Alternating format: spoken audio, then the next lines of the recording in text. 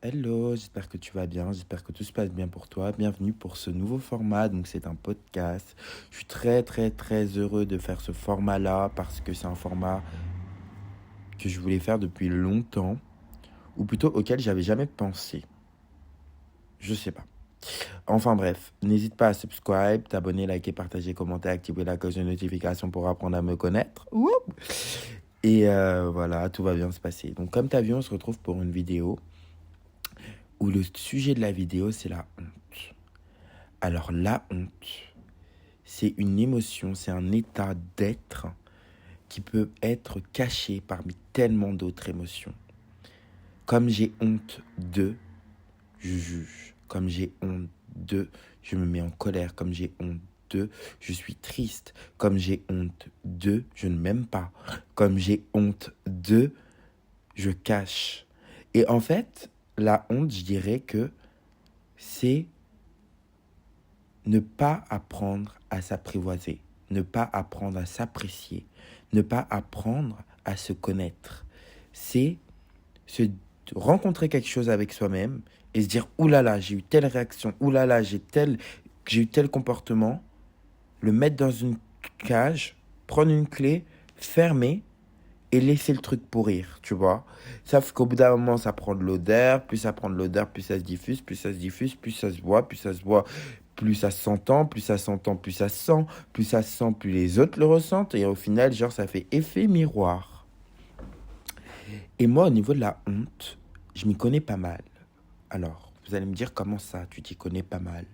Faut savoir que depuis que je suis tout petit, j'ai souvent eu honte. Honte de mes manières, trop dites, trop féminines, que je trouvais aussi et que je jugeais trop féminines.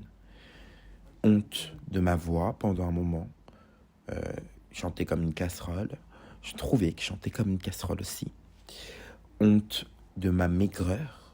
Je me trouvais trop maigre. Honte de plein de choses, en fait, finalement. Je ne vais pas tous vous citer. Et en fait, ça a eu pour effet qu'autour de moi, pendant des années et des années, eh bien, les gens, aussi, ils avaient honte. Les gens aussi, ils portaient un jugement sur moi négatif. Quand j'étais au collège, j'ai été harcelé. Harcelé, même en primaire, parce que j'étais homosexuel. Mais j'étais aussi mon premier harceleur. Parce que moi aussi, je me condamnais d'être homosexuel. Et tout ça, ça a eu pour effet dans ma vie, au bout d'un moment, de me cacher. De me cacher, de ne plus me montrer, de ne plus parler avec un certain type de personne. Ça a eu du bon de se cacher. Parce qu'en me cachant, j'ai réussi à accepter certaines choses, à aimer certaines choses. Mais il manquait un petit truc. Il manquait ce côté, j'aime, ok, j'accepte plus. Mais est-ce que je m'assume? Est-ce que j'assume? Est-ce que je suis prêt à être devant des gens qui ne vont pas aimer qui je suis et à dire, moi j'aime. Et juste à faire mon chemin. Genre à passer outre le fait qu'on n'aime pas, le fait qu'on va me trouver gênant, le fait qu'on va me trouver provoquant, le fait qu'on va me trouver rentre-dedans. Et j'étais en mode, non, je ne peux pas m'assumer, je ne peux pas assumer d'être différent d'une autre personne. J'avais du mal, en fait, à accepter cette unicité. Dans ma vie, des personnes m'ont reproché mon unicité, m'ont reproché d'être trop ceci ou pas assez comme ci. Et moi, alors que ces personnes me reprochaient ça, alors que ces personnes, parfois, allaient me faire du mal avec leurs mots, leurs gestes, leurs regards, moi, ce que je faisais, c'est que je m'éteignais. J'arrivais pas à admettre que je ne suis pas d'accord.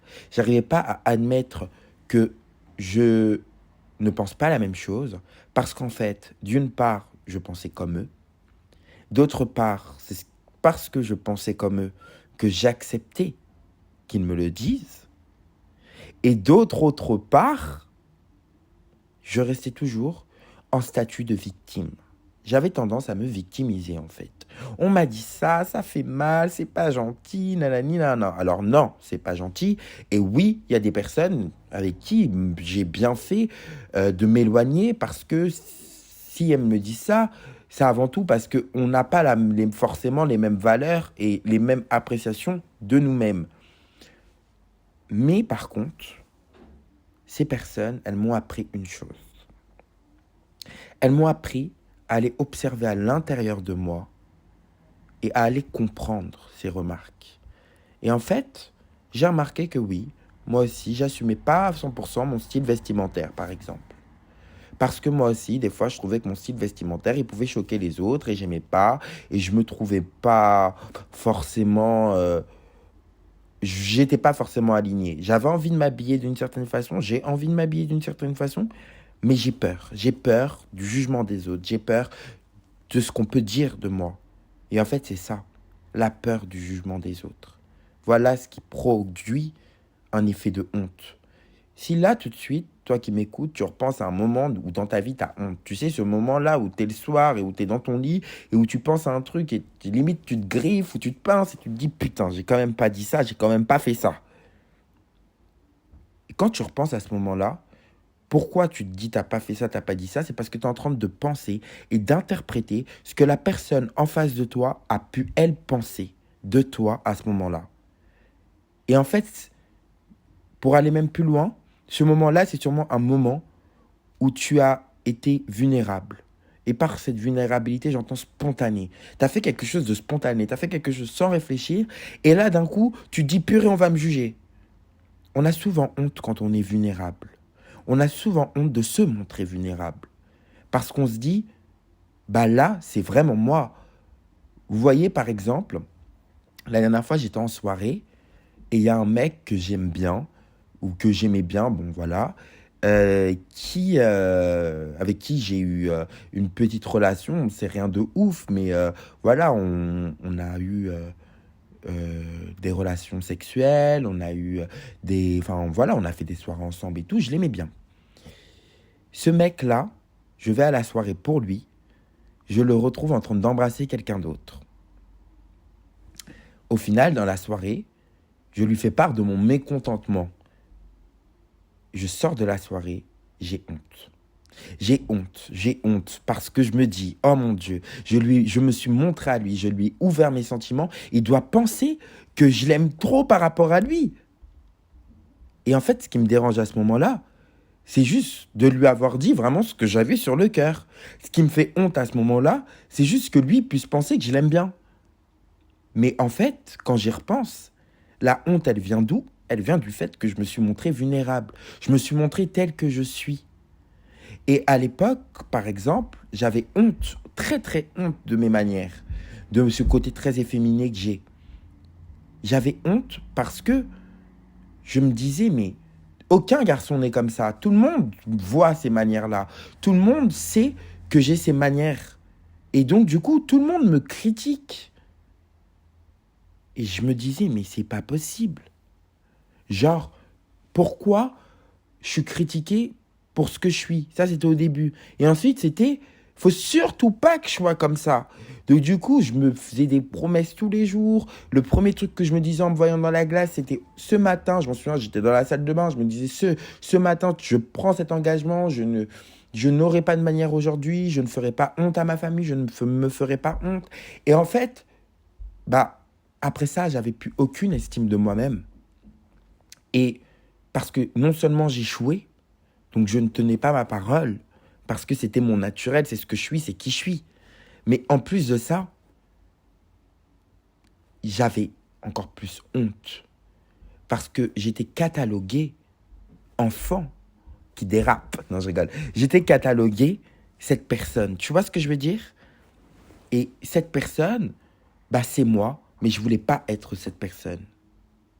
Et donc, du coup, le sentiment de honte, c'est un sentiment que je connais énormément.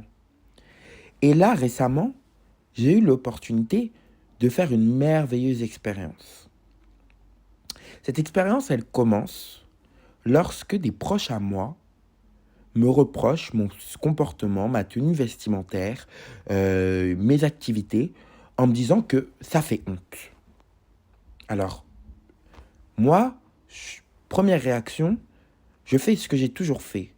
Je me victimise, Je me dis, ok, ils sont méchants avec moi, c'est gratuit, il n'y a pas de raison, ça se fait pas, etc., etc. Et ensuite, je m'énerve. Et ensuite, bah là, cette fois-ci, c'était un peu différent. Bref, ça, c'est trop personnel. Mais, en fait, je reproduis le schéma. Ensuite, je cherche à comprendre. Je me dis, mais comment peuvent-ils penser ça? Et vient ce moment où je me dis, et moi, qu'est-ce que j'en pense? Et quand je me suis dit, et moi, qu'est-ce que j'en pense? Je me suis rendu compte que tout ce qui m'avait reproché, c'est des petites voix de l'intérieur de moi. C'est pas la majorité, mais c'est ce que je pense aussi. Moi aussi, j'ai des fois honte. J'ai eu honte de ma chaîne YouTube, honte de me montrer vulnérable, honte de partager mes pensées, honte de partager et honte de montrer aux autres que ouais, j'ai un projet et j'aimerais qu'il marche parce que j'ai envie d'en faire ma vie. Voilà. J'ai envie que dans ma vie, ça, ce soit mon métier. J'ai eu honte de mes tenues vestimentaires parce que bah, des fois, on me regarde et j'interprète le regard des autres en me disant, bah, ça se trouve que là, les personnes, elles sont en train de se dire, bah, merde alors, genre, il est perdu ce type. J'ai cru. Et j'ai cru que Dieu n'aimait pas ça pendant des années. N'aimait pas cette personnalité que j'avais, n'aimait pas ce corps que j'avais, n'aimait pas cette âme pendant des années. Et puis je demande pardon encore à Dieu, là devant vous, d'avoir cru ça. Et donc, en remarquant que moi aussi je pensais tout ça, bah, je me suis senti un peu con. Je me suis dit, mais attends, en fait, tout part de toi. Parce que comme toi tu penses ça, bah, effet miroir, les autres le pensent aussi. Or que finalement, je peux vous assurer qu'à l'intérieur de moi, je ne vis pas que ça. Et c'est là où est la clé pour ne plus avoir honte. J'ai, à travers cette expérience, eu l'opportunité de travailler au milieu de plein de gens inconnus. Et à la rencontre de plein de gens inconnus, je me suis rencontré. Je me suis vu. J'ai vu des défauts à moi. J'ai vu la pauvreté. J'ai vu la non-identité. Et j'ai surtout vu une chose que j'ai pas arrêté de dire. Je faisais que de dire, mais les gens, qu'est-ce qu'ils sont marrants. Mais les gens, mais qu'est-ce qu'ils sont gentils. Mais les gens, mais qu'est-ce qu'ils sont beaux. Et tout le monde me disait, mais Paul, ce travail, c'est l'effet miroir. Tout ce que tu vois chez les autres, c'est ce que tu es. Et j'avais du mal à accepter cette bonté. Et là, dans cette expérience, je suis en train d'accepter cette bonté. Et en fait, j'ai pu voir cette bonté qu'à partir du moment où j'acceptais la mocheté. Est-ce que vous comprenez? Il y a un moment où, dans ce travail, dans cette expérience, je me suis dit, écoute, des gens qui vont te critiquer, des gens qui vont te juger, des gens qui ne vont pas t'aimer, il y en aura. Il y en aura plein. Il y en a déjà eu. Il y en a déjà eu beaucoup. Mais ce qui est important, c'est moi. Est-ce que je m'aime? Moi, est-ce que je pense à moi? Moi, est-ce que j'ai honte? Moi, est-ce que j'aime ce que je suis en train de faire? Est-ce que je suis moi à ce moment-là? Et surtout, en acceptant de ne pas être aimé de tout le monde, et en acceptant que je m'aimais quand même, eh bien, j'ai rencontré plein de gens qui m'ont aimé. Mais très naturellement, c'est-à-dire que les gens s'arrêtaient dans la rue et me disaient, je m'arrête pour ta sympathie. Je m'arrête parce que t'es beau, je m'arrête parce que t'as l'air trop cool, je m'arrête parce que t'es le rayon de soleil de ma journée, je m'arrête parce que t'as ce regard, je m'arrête. Et en fait, tout cet amour que j'ai reçu, j'étais en mode, mais moi qui pensais que les gens étaient méchants, moi qui pensais que les gens faisaient que de critiquer, les gens faisaient que de juger, je me rends compte à quel point les gens sont bons. En fait, on attire ce que l'on est.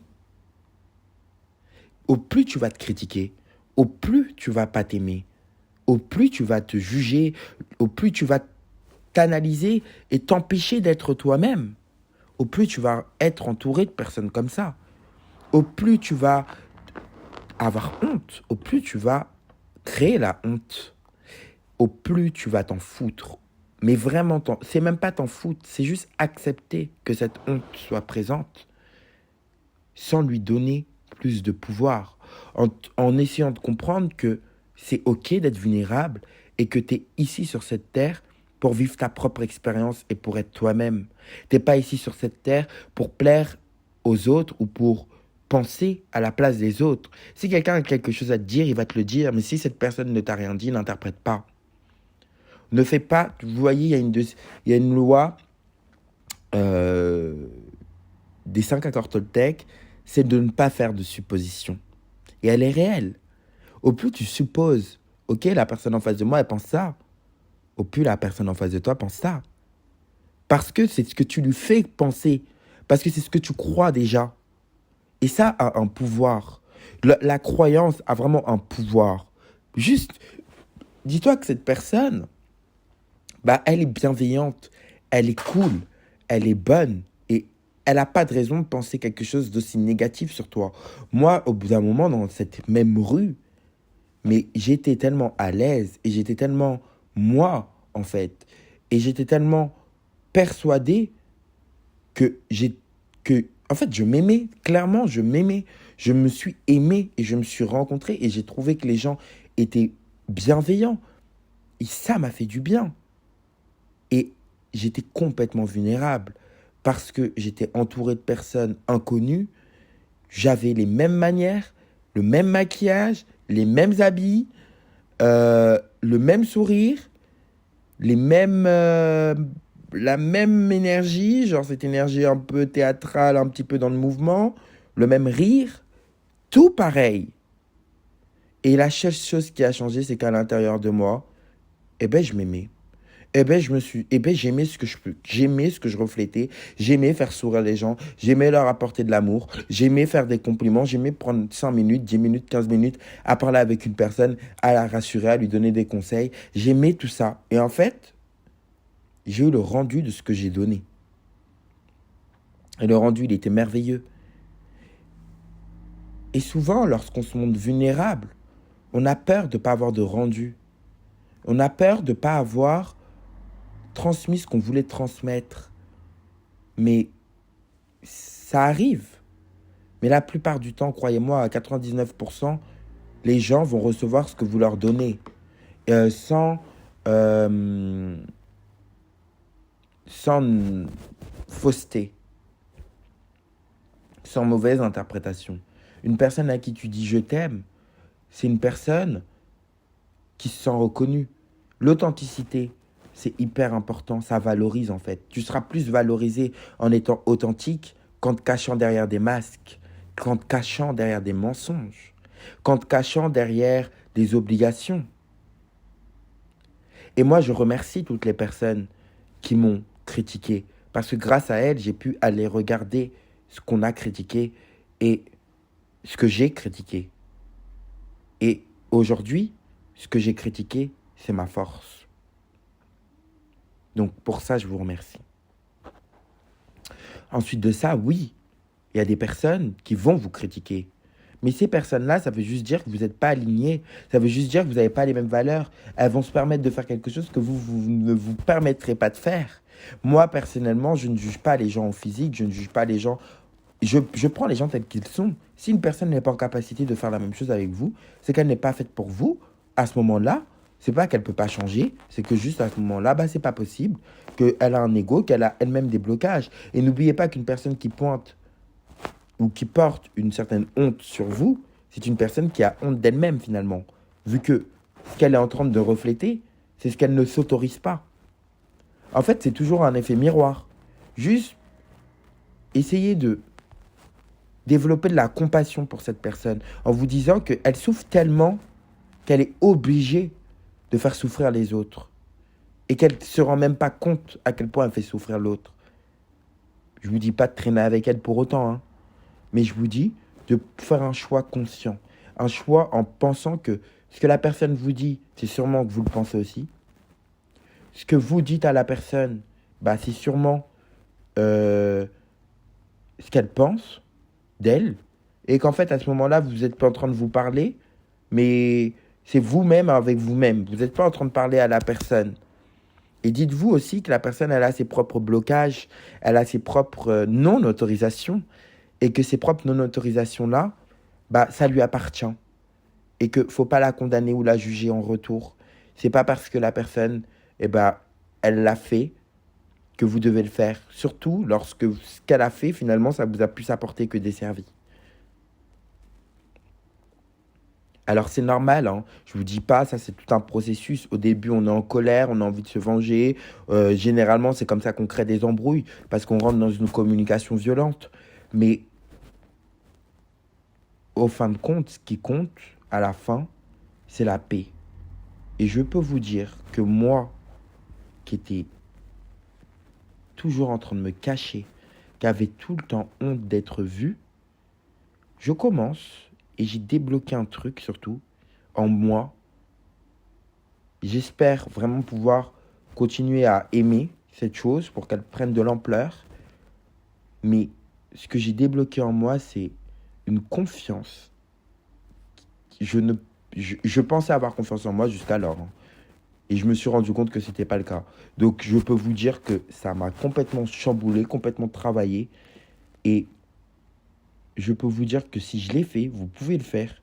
Parce que en matière de rejet et me cacher, j'ai toujours été le spécialiste. Je remercie Dieu et l'univers d'avoir créé ce contexte dans lequel j'ai pu m'épanouir et m'émanciper de choses que j'étais clairement prêt à lâcher depuis ce moment-là, en tout cas.